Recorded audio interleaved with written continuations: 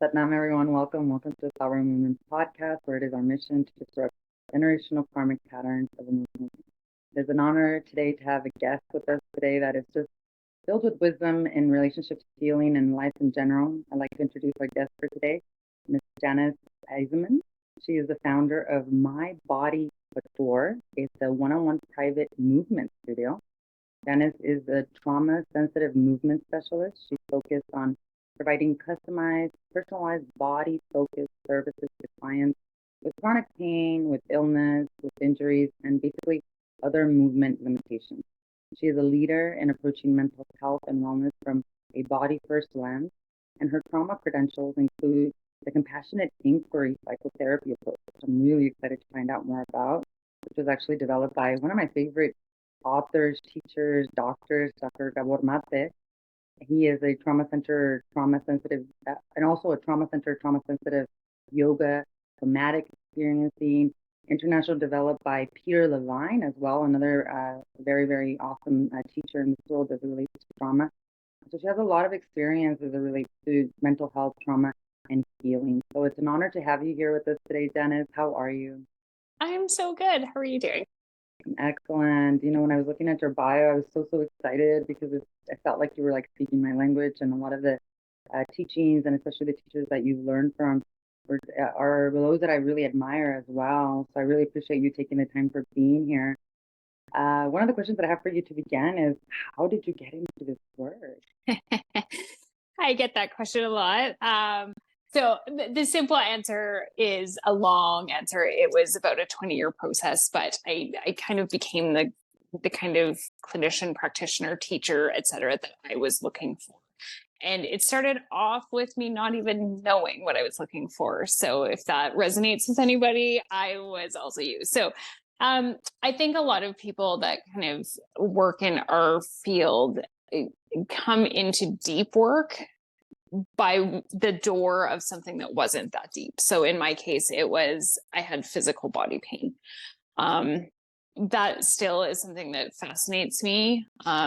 We know that bodies can have physical pain, and sometimes the pain is emotional, sometimes it's physical, sometimes it really frankly doesn't matter. But in my case, my knee hurt, and that started off what became kind of a multi-decade not only a career shift, but just a really exploration of what was happening in my body. Why did my body hurt? Why was I not responding to the solutions? How come other people were succeeding with this and I was not? And with every single step that I took to solving that, there was a deeper layer and a deeper layer and a deeper layer and a deeper layer. And so it did start off with kind of, let's actually make my body feel better from like a physical standpoint, but obviously you just read a whole list of credentials that is really about emotion and trauma. And so we know where my work ended up, but it was just through the act of digging and then seeing that my experience was not just limited to me. So that became my professional work. And guess what? A lot of other people too. Yeah, I love that. I feel like this new age is really about the best teachers are those that have overcome and now are teaching from their personal experience. It's very difficult to learn from a book and then try to help someone with their own pain. Oh, totally. You've never been through it yourself. So you never actually even grew up around these teachings or anything like that? When I was growing up, we didn't use the word trauma, and I would say that that's a common experience probably for most people listening right now, because that's a fairly, while the concept is not new necessarily, the popularity of it in common everyday speech certainly is. I don't even have to go back. It's not even 10 years, and I knew that I was looking for this in my work and in my life, but I actually didn't even know where to go to get it or to find a training or who was working in it. And of course there were therapists kind of in that territory, but I didn't even know how to put language to it. So we don't have to go that far back in history. And there wasn't kind of a, this is what it feels like in my body, and this is what I'm experiencing. You would have to basically be sitting at a therapist's office for different reasons and have that person tell you that that's what you were experiencing. Whereas today you can open TikTok and probably within the first 5 minutes, you're going to see it. Right. So I would say that, yes, I did grow up around it, but I didn't know that. So when did your actual physical pain start to matter? So I actually I live in Canada, so I'll call it university, but I went to college. And that's when it kind of started to pop up. So I always had a kind of body that didn't make sense to me. So as a kid, I knew that I didn't really like to work out. I was kind of artistic and creative and all of those things. And then when I went to university, I started running, and all of a sudden my body was like, whoa, what are you doing? But, I was a teenager and other people weren't having that same experience. And at the time, nobody knew what to do with me. So I went to massage therapy and acupuncture. I went to this rolfer who was a little bit wacky. He was telling me stories while he was doing body work on me of how he used to snort cocaine with the members of KISS in his van in New Jersey. And I was like, what is happening right now? And then I went through the traditional medical channels. I went to the sports doctors and I went to the doctor. And I tried what I thought was everything, and nothing really was kind of sticking to my body. So some things would actually make me feel better really temporarily. And then I would walk up and down a set of stairs or sit for a lecture in school or go for another run, and back it came. So it felt like this kind of problem that I couldn't really get on top of. And now I work with people all day long who will tell me the exact same thing. And probably, if I'd had myself as a clinician back then, it probably was a combination of physical and emotional circumstances driving that. Also, subsequently, we've had research from the University of Calgary that says that a lot of knee pain, especially in runners, comes from your glutes and your hips. We didn't have that at that point. So, there's things in society that have kind of come out since this was happening to me. But also back in those days, which really wasn't that long ago, we had...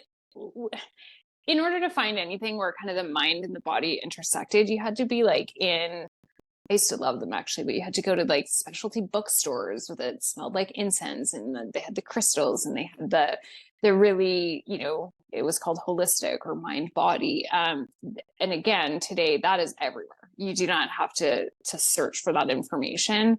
But it wasn't that long ago. You had to really look for a yoga class. They weren't everywhere. You had to really look for any information on how the mind and body might be connected. And it was really, really challenging to find those things. And you kind of almost had to stumble on it in like a back of a magazine, or just be in the bookstore and happen to see the title. And even then, it was really just a challenge to kind of get to the bottom of it. And the way that my mind thinks, it has to be also based in grounded, what's the science behind it? What's the information behind it? Just sort of, I know that there's probably people out there who love Louise Hay. That's, for me, I don't even mind the principles of it, but it's not quite grounded enough for me. I'm like, maybe, but how do we know that? Right. And so that's where my mind goes. Show me the information, keep digging, keep digging, keep digging. So even when I kind of find skim the surface piece of it, Louise Hay says your knee hurts because, how do I know that's true? What do I do about it? How do I get underneath of that? Right. That's the big point, right? We were aware. Intellectually, we know. I resonate completely the way I think as well, because I really need the science behind things, even though we know that the spirituality, ultimately, science is a demystification of spirituality. And I do believe that in like maybe even 10 years, both will have merged because of the ways we're having so much advancement in technology.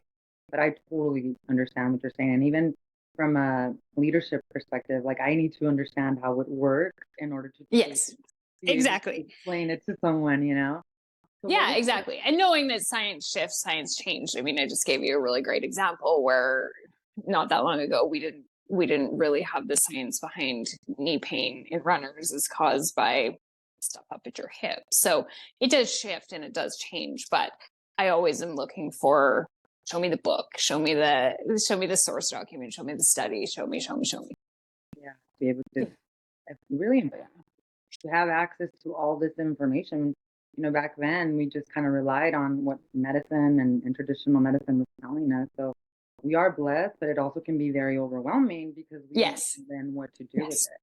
So what was Yeah. your pivotal like turning point? So when did you find a modality, or when did you actually start to work with the actual pain that was happening in your body? The pivot point was actually, and again, we have to kind of position ourselves in history because it would be very different if it happened today. But at that exact moment, I discovered Pilates, and it actually at that time, in order to do a teacher training, you had to go to New Mexico, and it actually was called Contrology. So we didn't kind of have Pilates the way that probably most of us are thinking about it. So I was lucky enough to live in a studio in a city that had a studio. And when I mean a studio, I mean one studio. um, and it was machine based Pilates because Pilates had not kind of come into the mainstream where we could just walk into a gym and take a Pilates class. We didn't really have mat classes around. Um, so I don't even remember. I think somebody referred me to this studio. And if you've ever seen a Pilates reformer, they're kind of, people always say they look like a medieval torture machine, and it kind of does. So they're big, either wooden or aluminum framed machines with ropes and pulleys and springs, and there's a bunch of different kind of devices that don't really look like other fitness equipment. But I kind of remember walking in and being like, "Huh, I don't know about what is this?" And at that moment, the way that Pilates was given to people, you would work with an instructor. They would give you a program, and then you would come back through the week and repeat it on your own on the machines. And all of a sudden, boom, my body shifted and it changed. And I think, again, kind of through the lensing of all the things that I know now, there was a huge mind body element to it where you tune into your breathing, you tune into sensation, you develop that attunement. That's always been a part of that work, but it's also very functional. It's very anatomical. It's very precise. And so it just appealed to like a lot of different pieces in me. And I immediately had a thought, I want to teach this. But you couldn't just go become a teacher. So I didn't do it for like 10 years until it actually kind of came a little bit more into being. But that's a moment that I would kind of pin on the map of my life that ended up changing the whole trajectory of my life, because I went through that whole process, and I never actually intended to change careers, but that's, even when I did my training, I didn't intend that. I did it for myself. And then part of all of the teacher trainings, you have to work with clients. And then by the time I was working with clients, I'm like, I really like this because I'm experiencing other people going through the same kinds of transformations that I did. And that's kind of where my career in it began. But it was kind of almost that, well, it was that intuitive hit of, this is what I want to do. And although it took me a long time to actually take action on that, it just, those moments in your life when you have the light bulb comes on and you're just like, I am sure those for me have usually been right. And I've learned to listen to them a little bit faster than 10 years. No, I think it's beautiful that you actually share real life, because I think a lot of people might be in your shoes where they've had that light bulb moment, or they've had an experience with the modality and they feel rotten for not taking action upon it. And I love the way you basically were using it for yourself, and that ended up, turning you into the passion or work that you do today. So then after that, what was like the first training that you took as it relates to trauma and things of that nature? Yeah. So then there's another kind of lengthy gap. And I ended up leaving the career that I had built and opening my tiny little Pilates studio. And it really is actually still modeled on kind of that original vision that I had experienced myself, where you came in and it's a small, intimate space, and we're doing, a lot of machine-based work, etc. But I had added some other modalities along with it. One of my principles with movement as well is that the gyms have their place, but I want to bring that idea of movement into everyday life. So, although my background's fuzzed out, behind me is my studio. It's about 400 square feet, and it actually is in an apartment building from 1911, I believe that this building was built. So when you come in, it's brick walls. It's got the feel of the space that you live in. The decor looks more like you come into the front space and it looks like a living room. And then I do have my Pilates machine, which wouldn't be found in most people's homes, but I'm kind of bringing that idea of your body and movement is wherever you are. So I started working one-to-one with people, which I actually, to be honest, I always had. And another modality that I teach and that I got training in is called Yamana body rolling. And it is a form of body work. So we're opening spaces in the joint, realigning posture. And I've always kind of combined that with Pilates. It's quite deep work. And so what was happening, I'm one-to-one in this really comfortable, cozy, warm, brick infused vintage space with people. I'm having conversation with people, they're doing this body work, and all of a sudden they start crying. And they share, stories of, again, I would use this word, but at the time I didn't even know the word, but they started sharing their traumas. So I was hearing about people's really difficult histories. Some of them go way back, some of them are kind of more based in the present. And it just kept happening. And I knew at the time, like I had, I don't know, probably 5 certifications in different holistic and mind body techniques at that time. And these are things that today we would call somatic work, things like that. So I knew that, I needed to be professionally careful because I'm not their friend. I'm not their therapist. I'm not their partner. But I also can't be like, oh, and just ignore what they said. So you have to engage with that. And I wanted to really to honor that and to be careful from both a personal and professional scope. I didn't want to give advice, but I also didn't want to just ignore it. And so I ended up going down the hallway to a therapist who was also a friend. And I'm like, what do I do with this? Do I put crystals in my bra? Like, I don't know what to do with this. And so that would be kind of another big pin in like the map of when things took a redirect. So he's like, yeah, it sounds like, I mean, most body workers will tell you this, but it sounds like you're unearthing kind of trauma, and that's a good thing because trauma is stored in the body. And I was like, oh, what are we talking about? And so he directed me to a couple of resources, and again, kind of at that moment in history, they were a little bit challenging to access. The one person who wasn't challenging to access, because I live in Canada, in Western Canada, was actually Gabor Mate.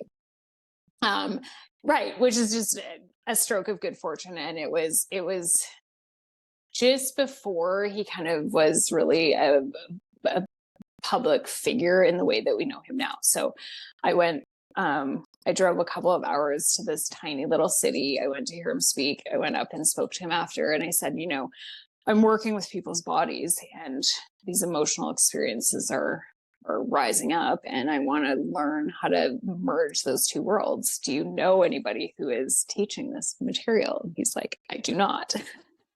So I actually, at that moment, I knew I was kind of on to something, because I knew it was happening, but even he had no idea kind of who was doing this. So he suggested that I come and train with him. He didn't have a professional training program at that time.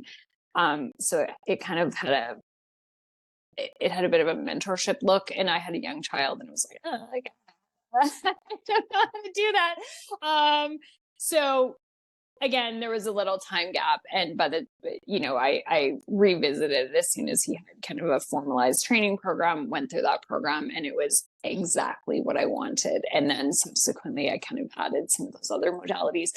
And really what I got out of that was it was an understanding of what that experience is, why it's happening, and what to do about it in a really crisp professional way. Trauma is in the body.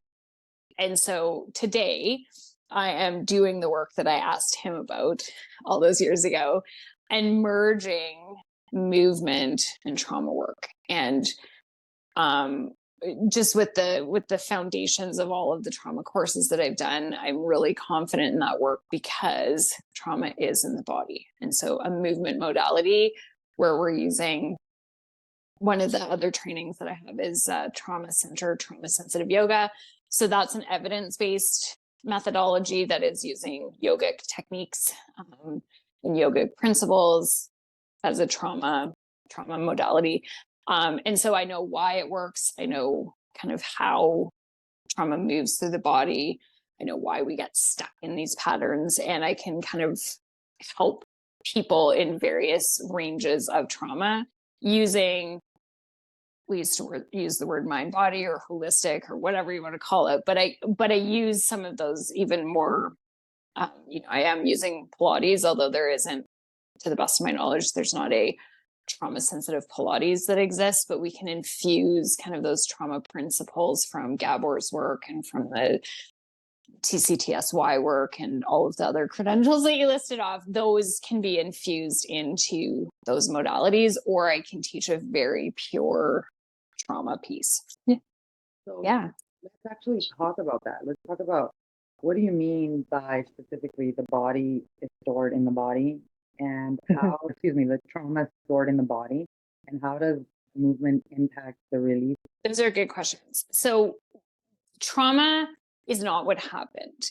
It can be, in terms of if we think about maybe a car accident or war or something like that is probably more likely to cause trauma than just living your everyday life. But trauma could actually happen from something very small. And in our childhood, it actually often does. So it used to be that the definition was trauma was it kind of how we talk about it in our society.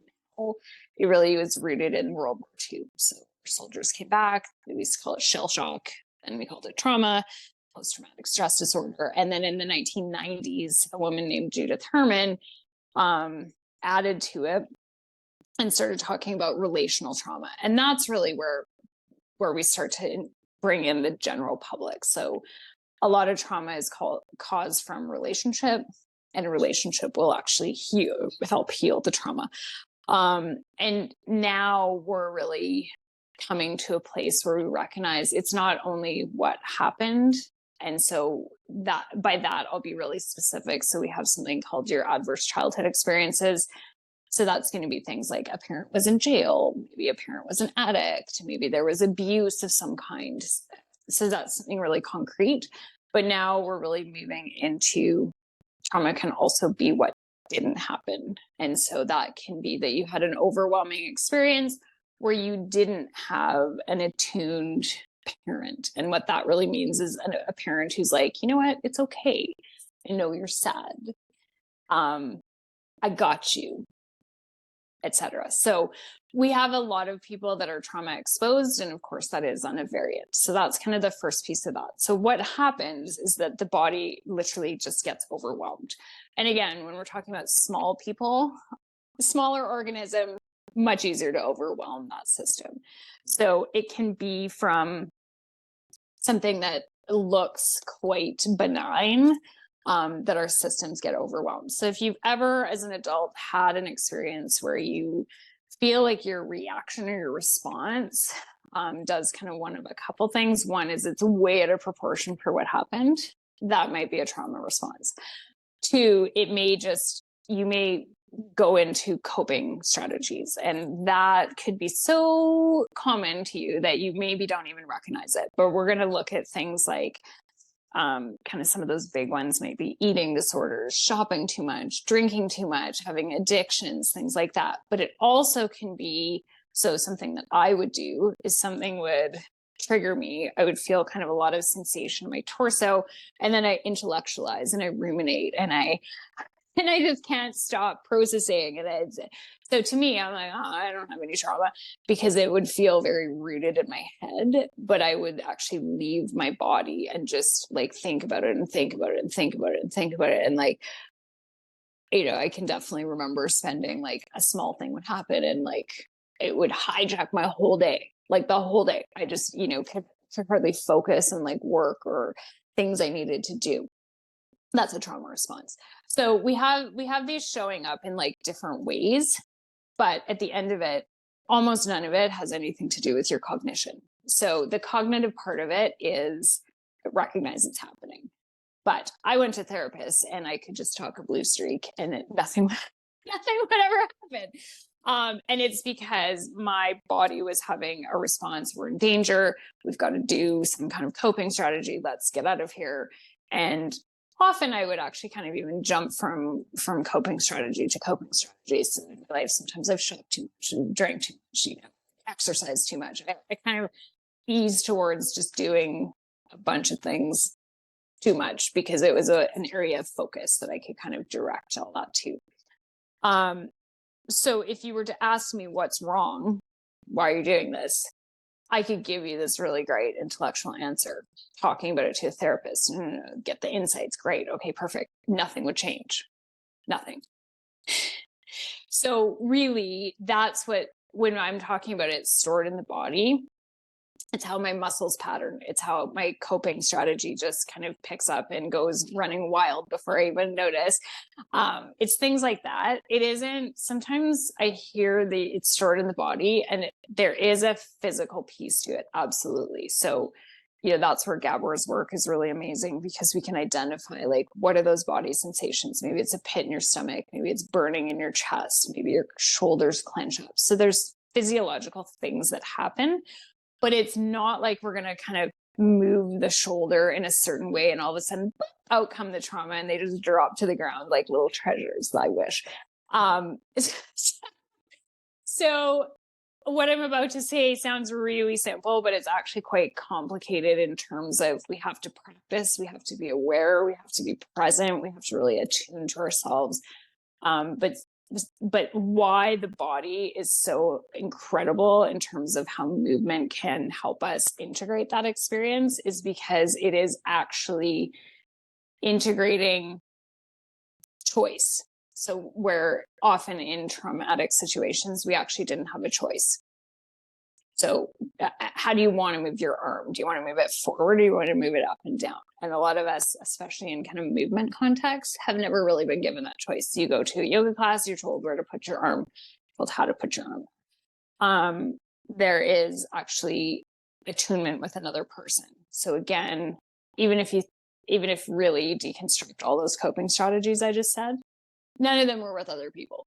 It's like, so I'm trying to use, shopping or exercise or what have you, instead of actually making eye contact and feeling that energetic connection with somebody else. So that's part of what I'm doing in my space. I'm a regulated person.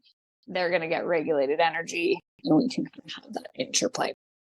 We have something called taking effective action, which is a couple of different things, but it's identifying kind of what's happening and then creating a solution for ourselves, but also modulating and titrating so that our system is kind of always in flow. And then another principle is rhythm.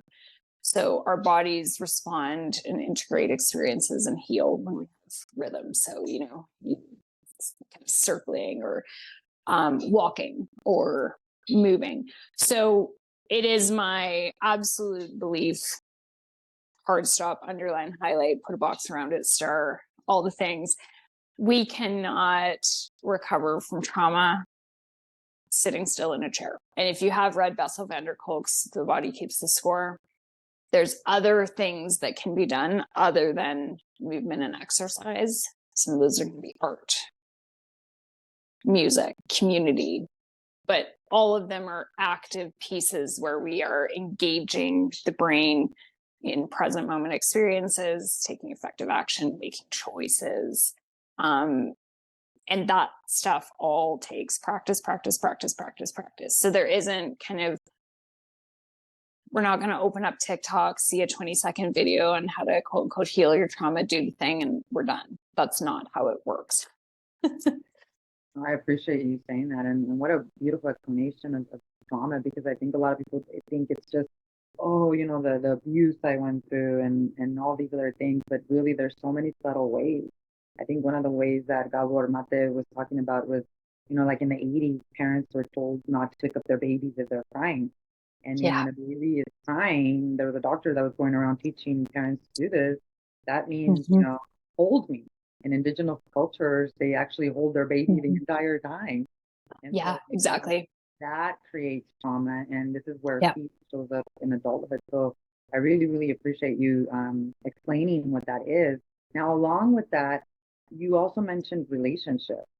So what is your take as it relates to patterns of generational trauma that were created through these relationships? Is that something that you've seen in the clients you've worked with, or do you believe trauma is just something that happened to you in your lifetime and that you're dealing with them?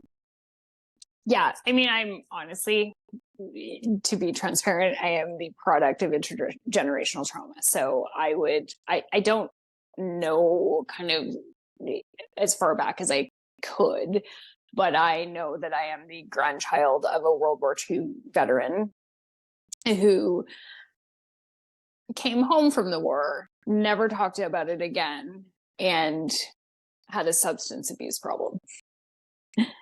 So many, many, many people living in North America right now are exactly like me. And so what happens is that the way that he parented my parent was not present, not attuned, because he was dissociated. Nice man. And I loved him, but and actually, to be honest, like he would do many of the things that I just explained that I did. You know, he was very much in his brain, very much intellectual, very fact driven. Those things aren't bad, and we don't look at somebody and say, oh, you shouldn't be that way. But he was not able to cope with his emotions. He was not able to kind of really stay. He could, in my memory, he was present slightly, and then he would tune out. And so for me, I don't have to even look very far in my own family. I'm like, okay, so think about how my parent was raised. And then because there was swaths of time when therapy was difficult to find, it also meant, and I put that in quotation marks, that something was deeply wrong. So we're in a beautiful time in history where we can all go to therapy and nobody's going to judge you, but that was not the case. No, it just wasn't the case. And then, you know, like my parents didn't have podcasts, they didn't have social media, they didn't have quick little pieces that they could learn or information like this in a longer form. So it was difficult to acquire, and it was still very much like the stiff British upper lip deal thing that did. So, you know, it took even researchers years to figure out that this cohort of men who'd returned home from the war had issues, and to start calling it shell shock, and to start calling it PTSD. And I know that it wasn't in The Body Keeps the Score. It was another book that Bessel van der Kolk wrote, but he talks about how it took that cohort on average 20 years to start dealing with their trauma. So by then they are middle-aged men with families that they have raised in this very dissociated, malattuned way. And some of those kids were raised with actually significant abuse and other things that became the ACEs to me. So that's a really practical answer to intergenerational trauma. It's not spiritual. It's not kind of quote unquote in your DNA. It's literally like you had somebody that had some heavy trauma they raised another generation of people, and they weren't dialed in. They weren't parenting from a regulated place. That little child learns those things and then develops all their coping strategies and then raises me. Right? And it's nobody's fault. It's just that we also had a time frame when we didn't talk about it, and we didn't know. And the soldiers who came home and joined their, I think in the US it's called the VA, is it? And here it's called the Legion, where they would sit and be in community. They actually probably stumbled on something that was the best healing tool that you could, because they were in community with each other, but nobody forced any of them to do that. So that's a bit of a roundabout way, but intergenerational trauma, I believe, very much exists, because it takes a lot to break that. But I even worry, like, did I do enough? Did I do it too late? Right? And I have, because I have the benefit of, I do this for a living. I have access to the course material. I have money to pay for it. This is not a toolkit that a lot of people get access to. So I think that there probably is some more kind of spiritual and DNA based answers, but from just like a broken parent raises a broken kid, goes on to have more broken people. Yes, 100%. And even back then, no one knew movement and trauma gets put in the body. I mean, you would go to a therapist, and very few people would go to therapy or try to get help and healing. So, like you said, it's not like we're trying to find someone to blame. We just now understand that we need to heal ourselves. Now, you also have to keep mentioning the other word, regulated. Yeah. So you have to stay regulated in order to help your clients. And you also mentioned attunement with mother-child relationship. So can you explain to our audience, in case they've never heard of that word, what is regulation? And good question. A lot about the nervous system here too. So anything you might have on that too, that would be great. Yeah, actually, that's a great point, because I do use that word, and it does need definition. So I am currently taking a polyvagal theory course, and that's actually where we get a lot of that information from. So in the 1990s, there's we kind of have a few trauma giants.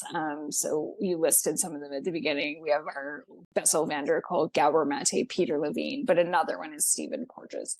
So all of those gentlemen are in their 70s or 80s. They have been researching and working in this space for decades and decades. And that's part of why they are kind of elevated to the status that they have been, because there's very few people who've been working in that space as long as those men have. So Stephen Porges was one of the first people to talk about heart rate as a measure of the fight or flight response. So heart rate variability. If you have ever used an app with heart rate variability, you know Stephen Porges, even if you don't know Stephen Porges. And so he kind of continued, he was really looking at that intersection of emotion and physiology. And so I believe it was around 1995, he came up with something that's called the polyvagal theory. And so it's not that theoretical, but there's still to this day some components that are not fully clear and scientifically rigorously tested. But that theory says that we have, if you're familiar with the sympathetic and parasympathetic, or the fight flight reaction, those are kind of the same thing. So basically, we have a couple of different nervous system states. One is, let's say, rest and digest. The other is, let's say, fight or flight. But where the polyvagal theory really comes into play is that there's a second branch of one of those nervous systems. So we aren't either calm and regulated or fight or flight. We actually have another state in there that we can kind of move through it. So it's a little bit more of a dial and a little bit less of a black or white switch. So think dial instead of a light switch. And so when we're using the word regulated, what that actually means is that our nervous system is, there's actually a few different kind of ways that I can define that, but one of them is that the nervous system is responding appropriately. So we are regulated, in all honesty. If a bear came into this room right now, I would get up and run. That is actually a regulated nervous system. It's true. It should do. So sometimes we talk about regulation like it's the calm, it's the yogic, it's the taking a breath and just zenning out. But that's not actually always an appropriate response for things. That said, I think the most common use of the word regulated is that we're not over responding. So many times we're actually acting like a bear is in the room when there's no bear in the room. So that's where, it does have even some crossover with trauma triggers and things like that. But basically we're hyper stressed out at work. We can't calm our body down. Our heart rate's out of control. We're grinding our teeth. Our muscles are tight and there's actually nothing going on. We're just looking at our computer screen. And now when I see it on Facebook all the time, I moderate a local group and it's meant for people to ask for basically resources like, hey guys, where can I buy a pizza? And like 5 threads in, people are like scrapping and calling each other like a jerk and whatever. And I'm like, okay, so that's some dysregulation. So that's an example of that where, somebody's just having this really intense emotional response and nothing's actually happening. There's no bear in the room. There's no threat, but somebody's body is just spinning out of control. So that's dysregulated. So you could think about regulation as being appropriate responses, or you could think about regulation as being, let's assume that probably 90% of the time you're having an emotion of some kind, it can pass through the body. Dysregulated is going to be where that comes in. You see those words on your screen, you get that phone call from your boss, and whoo, you feel that like surge of stuff happening. Then you might start to use some of your coping strategies, or you might yell at somebody, or you might be a keyboard warrior or whatever. It might be less dramatic than that. You yell at your kid, whatever. That's dysregulated. So when we're talking about being regulated, it means that you're responding appropriately. You're taking in the circumstances around you. You're not underreacting, which is sometimes what we encourage in the yoga world, but you're also not overreacting. I think a lot of people think regulation and nervous system means you're like in a coma and you're just like in a state totally. Yes, totally. Yes, we have a real cultural pedestalization of this idea of like, if I go to yoga, that's the state that I need to be in all the time. I see it in like the dating world and quote unquote being in your feminine, like you're always supposed to be in this like calm state where you're taking deep breaths and having no thoughts. And like, that's not real. There's research that shows that we have emotions 90% of the day. So think about what your body has to do to kind of surf that wave. And it's not always going to be like, oh, everything is great. It's not. So regulation is just going to be where we can kind of move in and out of states and have appropriate responses to that. Yeah. Yes. So that's a great question. That is the name of my business. And so I named it that because the couture piece, it actually comes from the fashion world. But it really means that we're taking and tailoring a garment specifically for the wearer. And it's a hard word for people to pronounce and sometimes to remember, but it's a perfect word for what is happening in here. So a body walks through the door, obviously comes with a whole human being and a soul and a personality and all the things. But we are then gonna tailor the program to that person's body and do a custom design. And so I can't even remember anymore. I think I have 17 different certifications between the mental health and the physical health pieces. And so I talk about it almost like a dial. So I have some clients who come in via referrals, either self-referral or from a therapist, that have complex post-traumatic stress disorder, or they specifically want really pure form trauma work and do some of that out in community. So that one is, that's going to be one end of the spectrum where we're really going to focus on that trauma work. I have other folks that come in with a story that I told you at the beginning about my own body, where it's like, you know what, like I have sciatica, or I have knee pain, or my feet just hurt. And we're not bringing that emotional piece in. We may never bring it in, actually, because not all pain is from trauma. Some of it is, some of it is not. So there is also like that biomechanical muscle piece of things, and so we can be on that end of the spectrum. A lot of people land somewhere in between, where they recognize that emotional piece is really pervasive in their life. They notice that whenever they get stressed, their shoulders tense up, and we can start to integrate some of that work.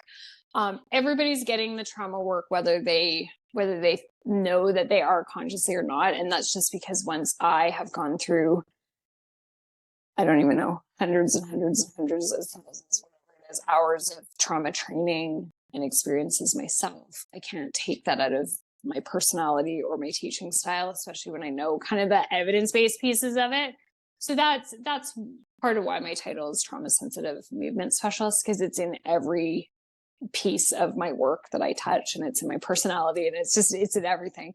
But we kind of modulate that programming based on what the person needs, what they want in their life, how much work on that end of the spectrum they want to do, even actually how many sessions they want to do. So my clients all come in for a minimum of 3, but after that, some people have what they need and they can go practice at home.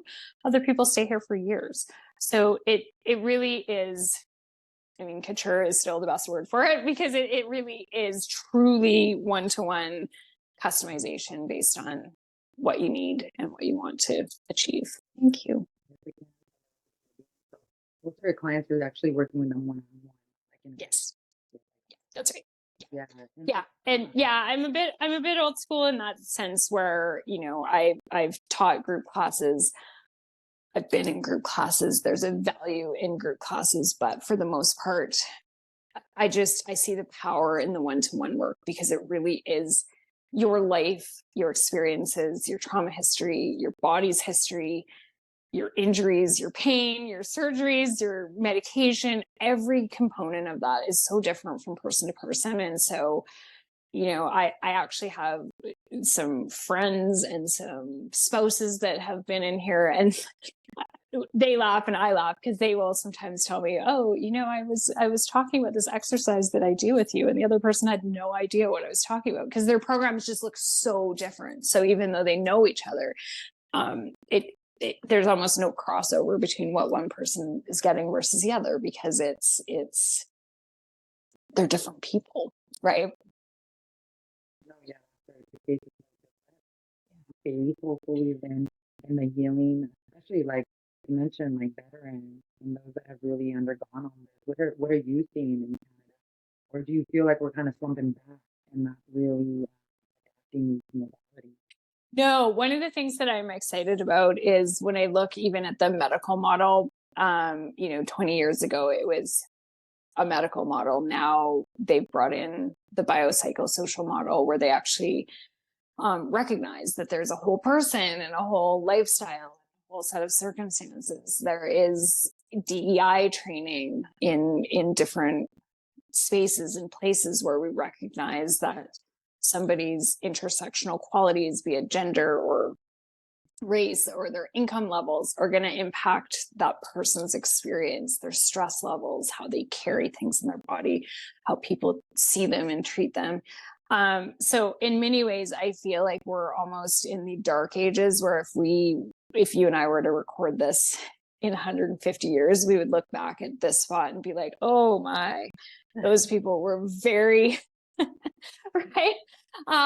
Because I think there's this explosion and this infusion that I see that is so exciting to me. And I've actually been, I've lived through it, where when I first started doing my trainings, we had mental health and we had physical health, and the only intersection was kind of what we call the mind body, and that was really quite truly limited to our yogas and our Pilates.